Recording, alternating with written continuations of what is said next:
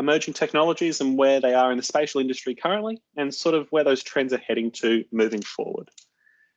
When we look at the spatial industry today, there are sort of three key major trends that are starting to develop and are in emerging states, or have already been around for some time and are only getting more complex. The first of these is big data, where we're increasing our volumes of data at exponential rates, and we're seeing more and more information from more and more sources coming through in really complex and different ways, and ways that we had never previously thought about them. The second of these major areas is the use of cloud technologies and increasingly analytics, where we're seeing these bulk amounts of data now sitting in a common space up in the cloud and having the capacity to perform bulk and complex analytics on top of that data to derive and extract new and meaningful values. The most interesting part about all of this is we're going from spatial and geography and these technologies being a niche, bespoke area that requires highly specialized skills to one where data sets can be output as baseline analytics and core information that anyone can consume and anyone can use to support what they're trying to do.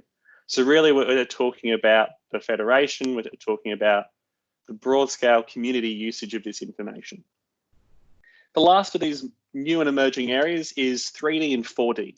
While for a long time we've talked about 3D data and time series, etc., we're really in an age right now where these data sets are coming into their own and they're becoming increasingly powerful sources of information to take typical 2D analysis into whole new dimensions. So these are the topics I'm going to walk through today over probably the next half an hour, 45 minutes, and we'll dive into questions after that. Come on, there you go. Whoop. So when we talk about spatial data, when we talk about things like imagery, satellites, aircraft, we've typically thought of these multi-million-dollar platforms that get sent up into orbit on large rockets. We're talking about large-scale commercial capture with manned aircraft. This is how, it's been done for 10, 20, 30, 50 years. Increasingly, though, the technologies that we've had in our cell phones, in our laptops, in our computers, have got to the point of being rugged enough to survive and be miniaturized into platforms that are more accessible. Some of the best examples of these at the moment are things such as CubeSats, where you take a satellite that can image the Earth from something that was the size of a school bus down to the size of a loaf of bread. So 10 centimeters by 10 centimeters by 20 or 30. Small, compact, but able to deliver similar quality data at varying rates as what our broad scale previous projects were. Probably one of the single biggest changes and modernizing factors we've had is drones. Drones have revolutionized how data can be captured at a localized scale. Where previously, if someone wanted imagery or other information over their local area, they've had to contract an aerial survey company or go and purchase data from another provider. A drone can be bought for $600, flown by almost anyone with some baseline training and experience with maybe a games controller. And suddenly they're out there capturing their own spatial data and using it for their specific needs. So we're increasingly shifting to this user-centered and more democratic approach to how data can be sourced. And we'll go through some examples of what this actually looks like. So in a natural disaster context, from a governmental use and an industry use, both these emerging areas of CubeSats as well as drones are being used for really new and fascinating ways. From the CubeSat perspective, what we're able to achieve is near daily broad-scale situational awareness of a natural disaster. This can include tracking of floodwaters from once the clouds have cleared and the water's now moving down a system all the way to the point where they exit out into the ocean. In the example of a fire, near daily coverage means you're getting constant and continuous updates of where that fire front is and where it's been burnt to help better target resources, firefighters, and recovery efforts post-event. Drones, on the other hand, as I've said, are giving us that targeted and localized capacity to perform captures. Where previously we would have had some broad scale coverage from a satellite platform at 10 square meters in resolution, now you're able to get millimeter accuracy information at a localized point such as a flood gauge or another platform or system. This means that you can capture bang on a flood peak or bang on an event occurring in a specific location. The other flip side of this is such a portable system makes it possible to perform things such as search, rescue, and inspection when you have concerns or you're trying to recover or search for things after a disaster has occurred. Good examples of this in our recent memory are the amount of drone use we've had for the natural disasters over the past 24 months. I'm sure many of you would have heard about the use of drones with thermal cameras, for example, in the detection of koalas in the forest throughout southeastern Australia. In the same way, drone images of flooded towns in Western Queensland have become a really common sight because it's cheap, simple, and easy to throw one of these platforms up and immediately provide situational awareness. If we go back 5-10 years, this is a technology that we just didn't have available. And when we start thinking of this in the big data context, the rapid exponential growth of all these new forms of information and the number of platforms that can be capturing this information only further exacerbates that total volume of data that we're moving towards. Here for you is an example of what the CubeSat data does for us. This is where we have captures days apart and we're able to track as fire spreads here on North Stradbroke Island down through wetlands, burning initially in one section, progressing in the space of day a little bit further, but then one more day, it's gotten away again. So from a modeling and post-disaster perspective, this gives us the capacity to look at what other factors, wind, weather, etc., were affecting this to cause that spread, as well as fuel loads and other knowledge about that vegetation. And from an immediate action point, you now know where that fire front is at a given period in time. In this example, around 9 to 10 a.m. each morning. But that's sort of broad scale. That's where industry is going. That's where government is using these data sets. The reality is these are accessible to the general public. And increasingly people can themselves use these technologies to do new and interesting things. A really good example of this coming out is on the new iPad Pro, where they've embedded a laser scanner into their camera system. This is one of the first instances where LiDAR technology is actually being accessible to the general public. What this is actually allowing people to do is you can now take your iPad and walk around an area using that LiDAR scanner to actually build a 3D model using laser scanning of your local environment. When you're taking a picture or something else, or when you're trying to use some of those fancy AR faces, the LiDAR technology once again helps because it's actually mapping out your features in 3D. On the flip side, as I'd mentioned previously, drones are incredibly accessible. Well, in that example of your floods in Western Queensland, 9 times out of 10, that is just some local member of the public who's thrown their drone up and taken some photos and given them to a news agency.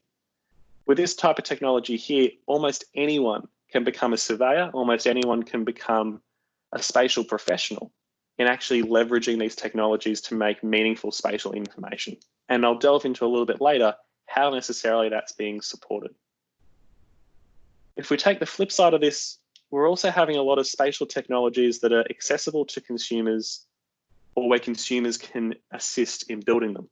I know the MAP group have previously had some talks around OpenStreetMap, and this is a wonderful example of spatial crowdsourcing, where you take any individuals and they provide information towards a greater goal. The Wikipedia project is a really good example of this, but OpenStreetMap in the spatial context is where we're seeing this come into its own. Individuals, groups of people contributing their own knowledge and their own information to improve the overall spatial data sets that an organization holds.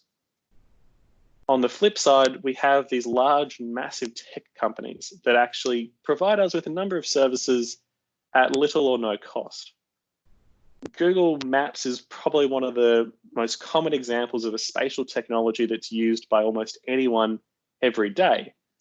And we ourselves are helping make it free by providing our own information back to it. Google's over many years now has built up its live traffic and predictive traffic models. And these are simply based on user data for where they were at any given point in time along that road network. We see here, for an example, a typical traffic for Brisbane at this time of year. Sadly, or thankfully, the traffic is very low at the moment due to the COVID restrictions. But in this instance here, we can see large build-ups of traffic coming into the city at a typical 8 a.m. period in the morning. Now, this technology isn't infallible, however. When we look, there's been some fantastic work done in places like Germany, where you can fluke the system or make it look as if there are traffic jams when there aren't, by simply getting 10, 20, 50 smartphones all navigating using Google Maps and just placing them statically along a road.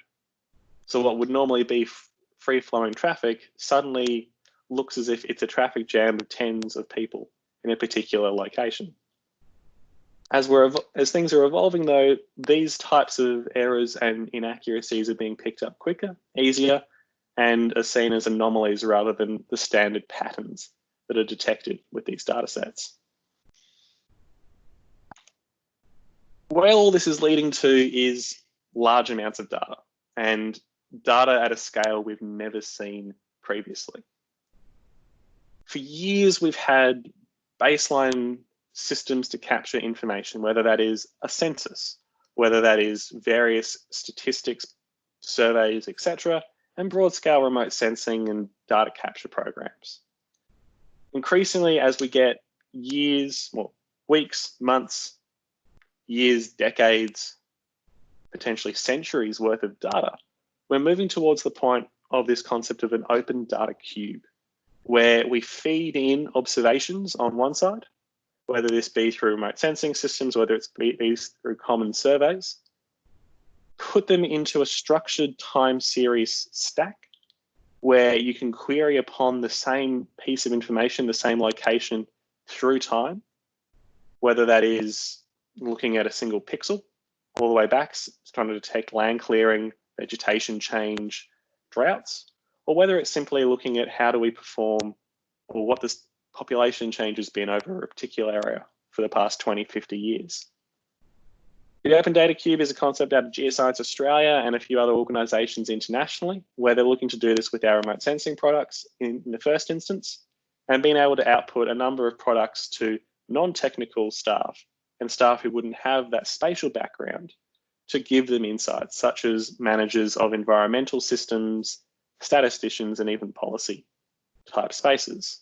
But we're seeing similar work being performed with the concepts of linked data as well, where we're able to link together census survey areas with known building locations, with road access points, with health statistics, etc.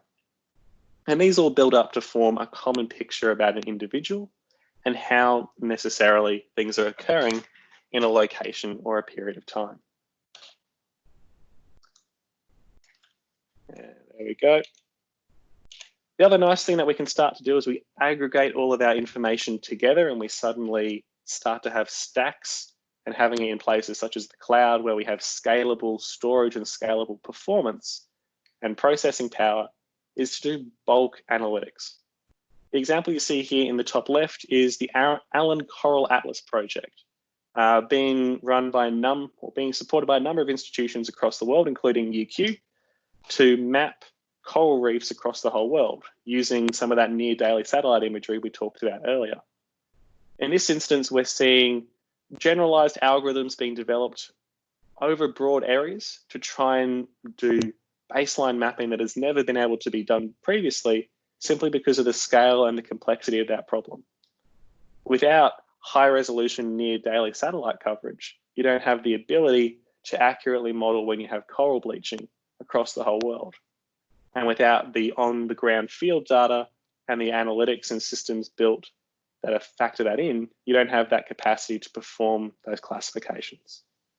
So what we're seeing is, once again, this is baseline satellite data, which someone could spend hundreds of hours looking through manually, trying to detect those different factors, now being pushed into an automated, streamlined approach of outputting data in bulk and using common algorithms to perform that. Another fascinating area that we're seeing a lot of work in, whether this be in industry, whether it's in government, is the use of machine learning and artificial intelligence, and increasingly the sub-area of deep learning. We know that data has patterns, and we've paid people for many years to identify those patterns and derive information.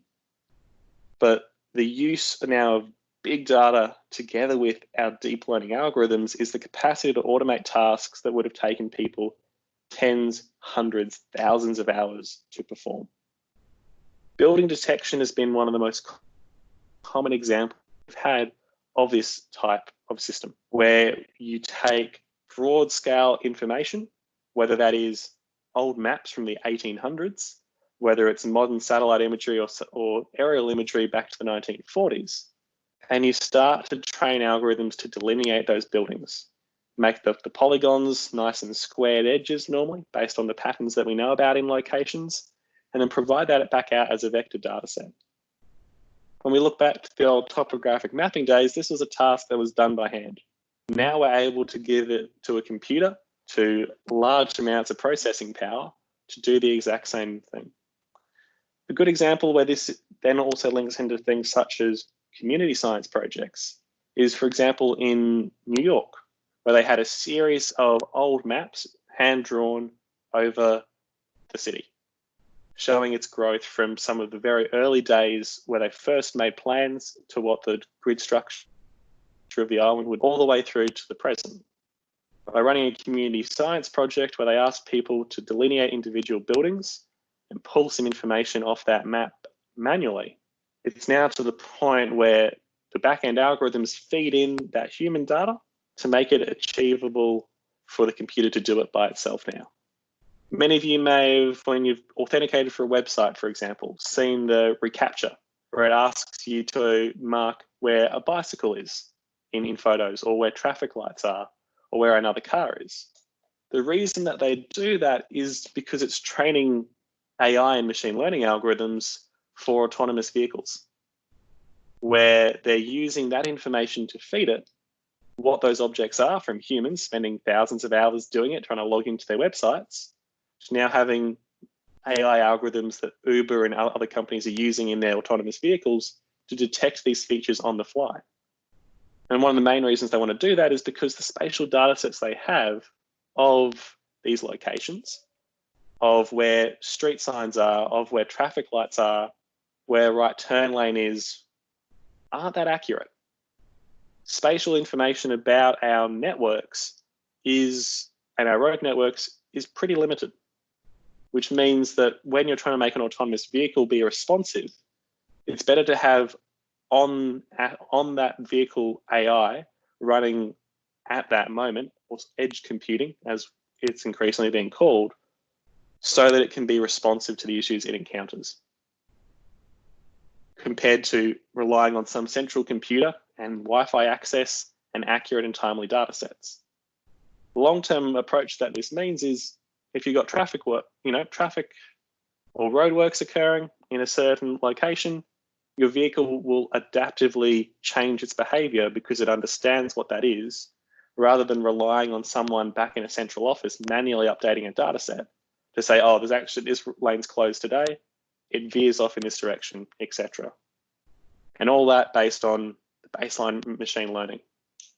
But likewise, in sort of vector spatial data, you can also train these algorithms to detect patterns in socioeconomic status, in vegetation clearing, in other known factors that can combine, and as we've had for many years now, predictive models based on this information.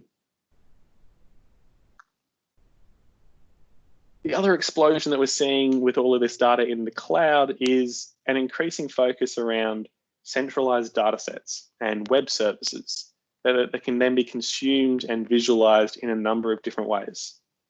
What you're seeing here on the screen, for example, is Uber's data visualization suite, where they have volumes of data constantly being produced by people using their services, using their mobile phones to go from one place to another, buy some food, and are able to stack that into interesting dynamic patterns of human behavior.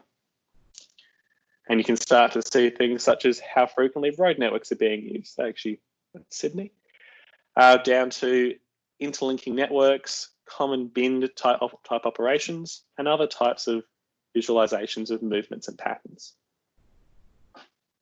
With all of this comes, of course, the old how to lie with maps dilemma, that anyone at any point can manipulate the data that they have to tell the story that they want to be telling. And while we have more data and new and beautiful ways to show these things, it still comes back to those underlying challenges and problems of how do we go about using this information for the best public good. And I think that'll be an issue that we'll continue to see moving forward, despite all the problems and developments that occur. Shifting now into 3D and these emerging spaces, we're seeing increasingly the 2D world is becoming 3D, the 3D is becoming augmented reality and virtual reality there as well.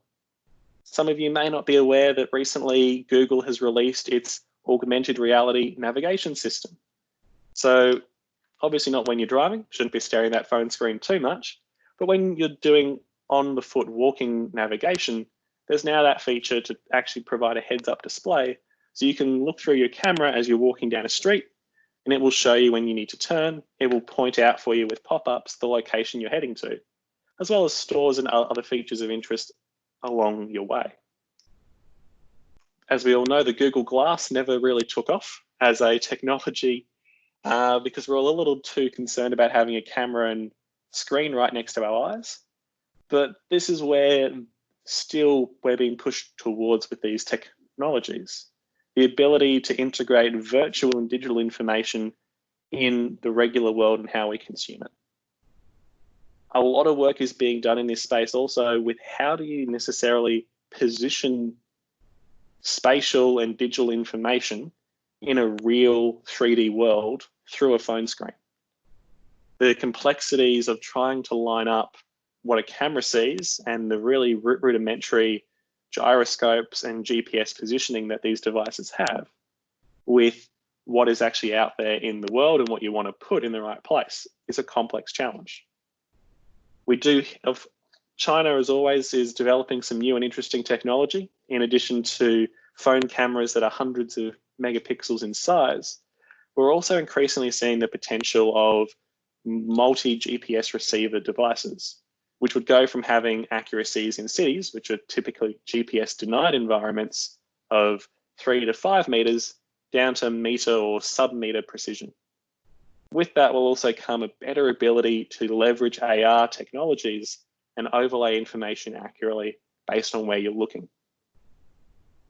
From the industry side, 3D has been a big technology that has been around now for over a decade in consumable and easy to use ways. In the Brisbane context, probably the most recent broad scale example of this is the Cross River Rail, where they're overlaying broad scale spatial 3D data with more bespoke and specific building information modeling. So vector modeling of objects and really detailed textures and analytics performed in there. So we have a railway station such as this one, analyzing how quickly it will take from someone to walk in on the ground floor, go down all of the escalators to eventually get onto the actual platform itself. Trying to understand in the event of emergency, how quickly people can get back out of here. Or when we think about, say, the Woolloongabba station, how can we modify the flows of people in that transport station based on an event so people can more quickly get there, and once the event's over, people can more quickly get home. If you do get an opportunity, strongly recommend that you go into their Discovery Centre once the CBD reopens up and we're out of some of this COVID-19 lockdowns, because there is some really good VR experiences that are being provided to the public, showing you the future of these systems, but more specifically, the integration of spatial information with BIM and really detailed visualization. One of the really fascinating pieces of technology and a space that is drastically changing how people are using drones particularly is the resurgence of photogrammetry. Photogrammetry, of course, is a really old technique. We've known about it since the very earliest days of aerial photography, that you can overlap photos, look at those through some lenses and start to see objects in 3D. It's how we can, World War II, some bombing runs were targeted. In the modern era though, back under that big data conversation, we don't just have 2 or 3 photo frames. We're now in the perspective of looking at 20, 200, 2,000 photos that are being taken. Where we've come to now is this fantastic point of having low-cost platforms such as drones, phones, planes, satellites to capture bulk amounts of information, as well as the underlying computing technology catching up with graphics processing units to perform graphics-intensive operations really quickly and really efficiently. So where photogrammetry was a manual process of stitching images together, it's progressed now to a point of being a fully autonomous process with minor human intervention. For those of you unfamiliar with the photogrammetry technologies, the baseline of this is that you have your vehicle, whether that's your camera on your phone or your drone, going along taking photos and having overlaps in those photos so that within those overlaps, you can try and triangulate the position of an object in 3-dimensional space. So the example of this eucalyptus tree here, where I have these overlaps, I can start to work out where my canopy is, maybe where my ground is, depending on my imagery resolution. And when I get lots of photos from this perspective, from underneath it, from the sides, we can actually start to then look at what the 3D structure of that object is. And this is the underlying technology behind a lot of the 3D data sets that we're seeing emerge. Laser scanning, by comparison, is where I'm firing that laser directly at this object and getting its returns. And while laser scanning might be more accurate and is a direct sampling, an active form of sensing, typically the costs are still relatively high for a lot of people to begin using it, compared to being able to take my phone and actually go around and take photos of a statue or a wall and perform these photogrammetry operations. So you can get a feel for, obviously, that this is just a one-off type instance. The 40 components that we start to think of now are how can we actually take 3D data from multiple epochs in time and build it together into a time series of 3D information. What you're seeing here is some Queensland government data where we've got 2018 3D information with modern aerial capture, 1980 with scanned aerial photography, and the 1960s with scanned aerial photography, all of which are visualized in 3D. Obviously, we get to see structural changes within our city and even more to a baseline 2D type changes, but also seeing simple things such as trees growing, old stone buildings being replaced with skyscrapers. Eagle Street Pier is a wonderful example of this. 80s, we had maybe one large tower. The 60s, it was still a pier. So this is where we're seeing 3D data really provide an opportunity of, I can now put you in a VR headset and set you down there on Eagle Street, watching as these structures grow around you over a period of time. Or we can start to look at how have the buildings and the population densities changed in these areas, knowing what the 3D structure is and knowing underlying statistics that we might have from other sources as well. So really fascinating, really complex space, but one which allows us to bring our historic data sets into the modern era and into a usable fashion alongside information being captured today and tomorrow. Cool, we're running nice and ahead of schedule on this one for everyone. The last 2 points I really want to touch with you are that from an industry side, there are a lot of other uses for 3D beyond simply visualizing major construction projects. One of the big uses right now of drones on a sort of medium to small scale is monitoring volumetric changes. So in a mine site, you're looking at how does the volume change as I've blasted a section of wall off as we've actually mined it away. And then on the flip side, in a waste disposal context, how is the volume of my waste dump increased? i.e., one compliance instance might be, how are we monitoring that a waste storage center is accurately telling government how much waste it's actually capturing, so that they're paying the right duties and fees based on our current waste dumping regulations. The other really emerging space that we're seeing this come into from a 3D perspective is in GPS and position denied environments. Technologies such as GeoSlam, for example, where we have places such as urban environments, underground mines, where you've got no chance of having a GPS signal. But we want to accurately map these environments and then bring them into broader spatial context. So in this example here, we've got terrestrial handheld laser scanner just flopping around, firing off its laser beams and being able to then capture that information and build it into a full 3D model.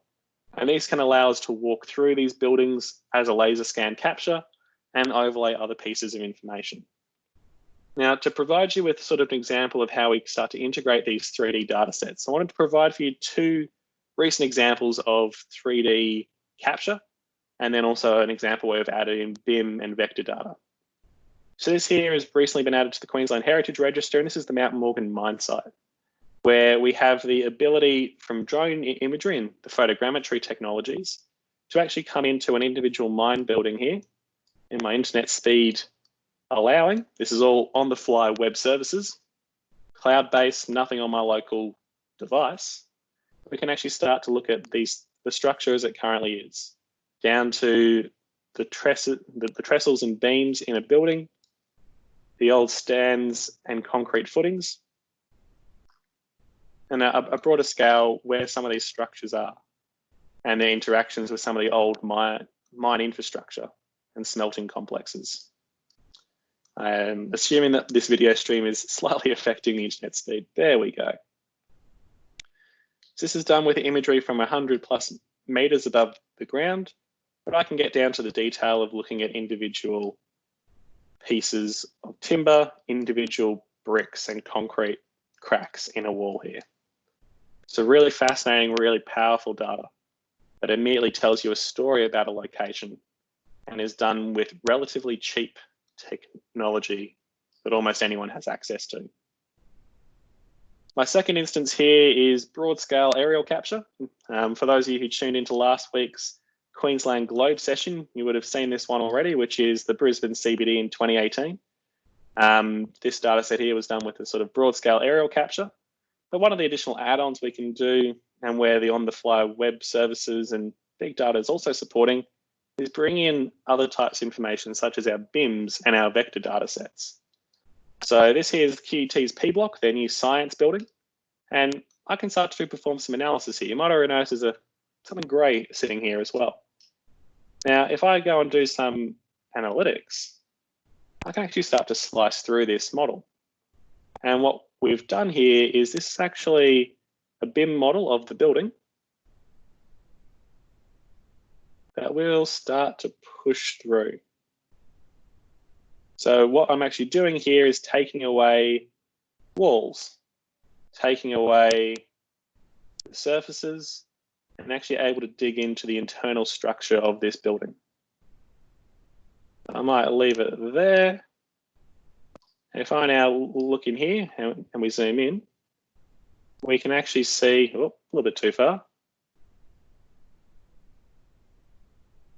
We can actually see the auditorium there in the center of P block, big glass structures and doors.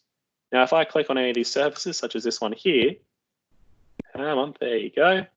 It will actually bring up for me what that surface is, how thick that surface is, and a lot of other really interesting and insightful information.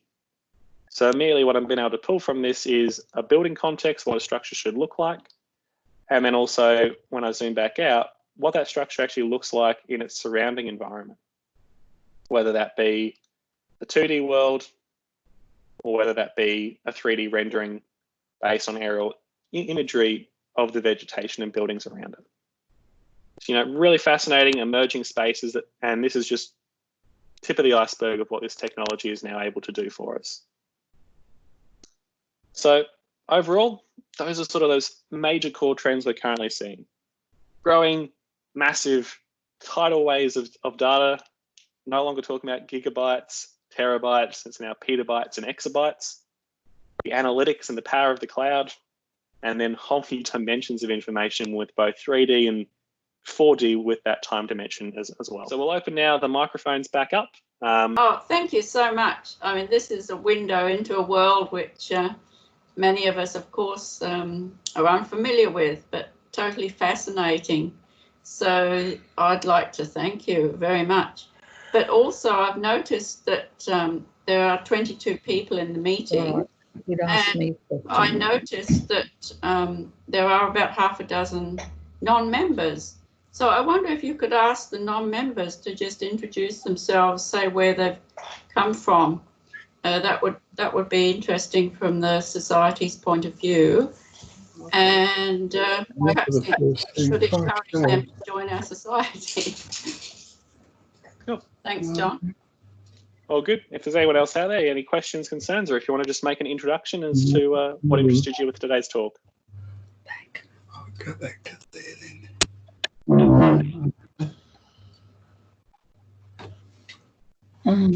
Lost everything now.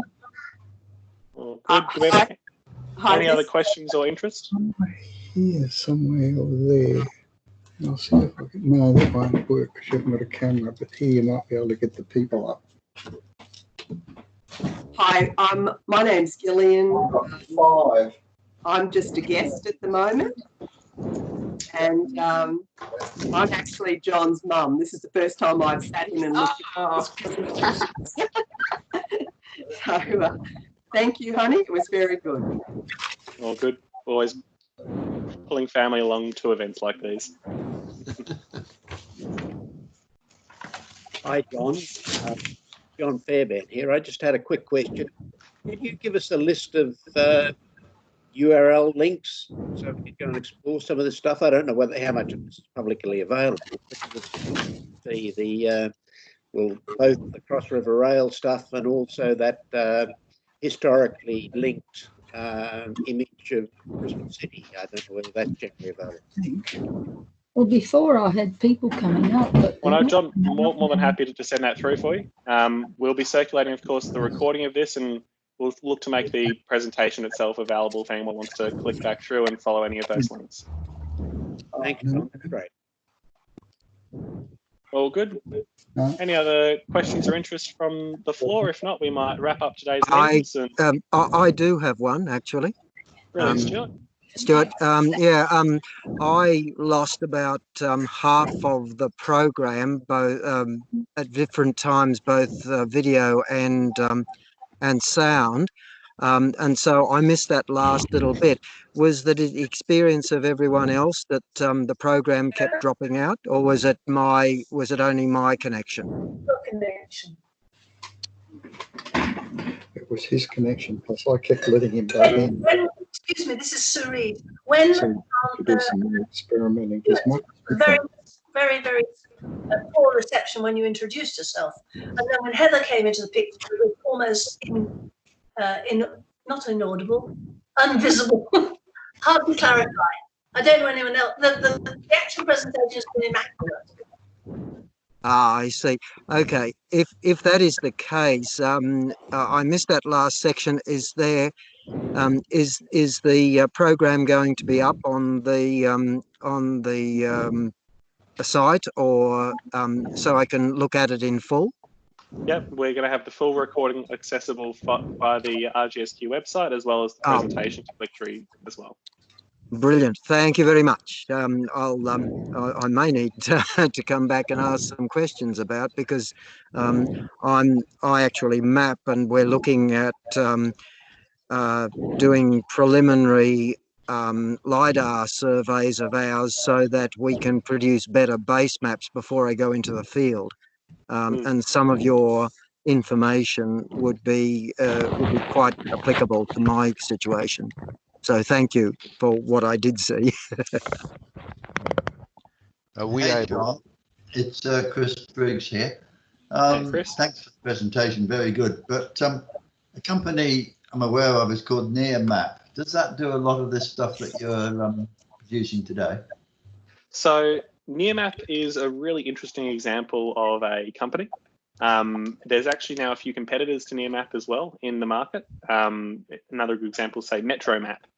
They're all quite similar in their names. What Nearmap does in this sort of group are frequent high-resolution aerial capture.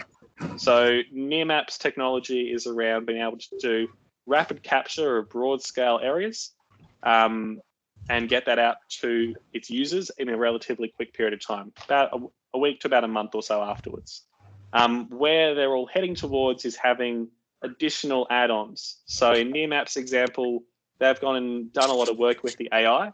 So they now have automated building extraction, automated solar panel detection, trampoline detection in backyards, counting the number of cars out the front of a Bunnings or a Masters, for example. So in actual fact, in the US, we've seen this applied where insurance companies and investment companies will leverage the AI analytics of a location to determine what its business is, particularly those sort of warehouses on your edge of your urban periphery. So potentially if we'd had that tech here in Australia being applied a little bit more, investors would have known about Masters not having too much business, or maybe that a supermarket out somewhere just doesn't have its car park ever full. You're also seeing this on a smaller scale now. Esri, of course, a bit of a Microsoft of the spatial world, are now trying to build solutions where you go and fly your own drone data. You push that drone data up to them, they automatically process it, run the AI and detect all the cars or features for you.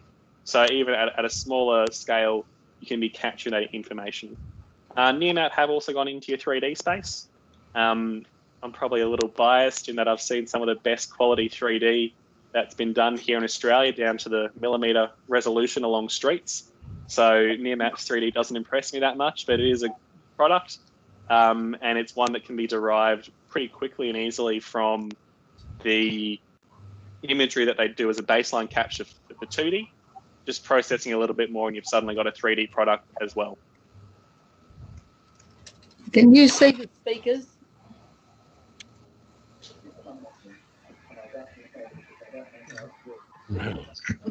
Okay. All good. How are the races going? If you click on that and say unpin, right click on that picture and say unpin. They're asking how the Reeses are going. We can hear you guys fine, which is really good. We can't see you. But can you hear me? Yes. Yep, we can hear you. Oh dear. Can you hear all the things I've been saying? Mumbling in the background. Mumbling in the background. Yeah, we're talking to Cashew. It's all right. Oh, well, he should be joining. We are having some difficulties with it, but eventually we will get this technology down to fine art. I've very much enjoyed the presentation. Thank you, John. And we're more than happy to have any feedback. If you have had any problems, please email it through, or any things you'd like to see improved. This is obviously our first time doing a really broad scale webinar with a lot of members of the society. I think this is the biggest one we've had so far, with over 20 or so people simultaneously. So really good to see, yes. But always spaces to be improved upon. We're using at the moment Microsoft Teams because it's part of our licensing that the society has to minimise cost on our members to support these. But more than happy to look at alternatives if we're just not getting the performance we need. From our point of view, it does drop out momentarily, but it comes back pretty quickly. We haven't lost a lot of the presentation, but I suppose maybe 3 or 4 times. Yeah. It's frozen, the screen freezes, but it comes back within about a minute. Oh, a few seconds. Yeah, a few seconds. John, before you close off, could I just, any non-members who are still on board, could they just introduce themselves and say where they're from?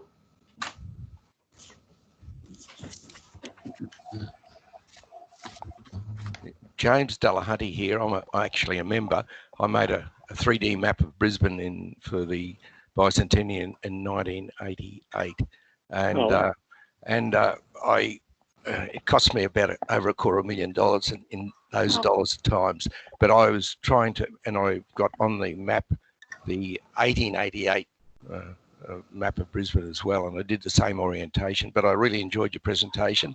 Life is certainly improved a hell of a lot, and I can see the potentials business-wise. Thank you very much, John. No, always fascinating to hear about some of that stuff as well. I think we're still in a space where it'd be great to build those types of time series of how our cities changed and how much has happened in the intervening years. Certainly is.